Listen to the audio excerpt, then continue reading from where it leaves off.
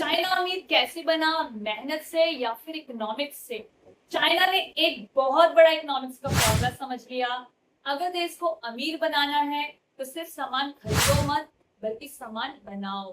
China ने factories बढ़ाई, exports बढ़ाए और पूरी दुनिया को अपना कस्टमर बना लिया। जब दूसरे देश सामान खरीद रहे थे तब चाइना पैसे कमा रहा था। इकोनॉमिक्स में इसे ही कहते हैं एक्सपोर्ट लेड ग्रोथ। मतलब पूरी दुनिया को प्रोडक्ट्स बेचकर अपनी इकोनॉमी को तेज करना। और इसी स्ट्रेटजी ने चाइना को वर्ल्ड फैक्ट्री बना दिया।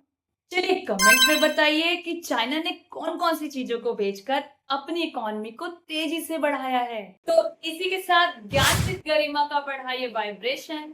आपके एक लाइक से मुझे मिलता है मोटिवेशन।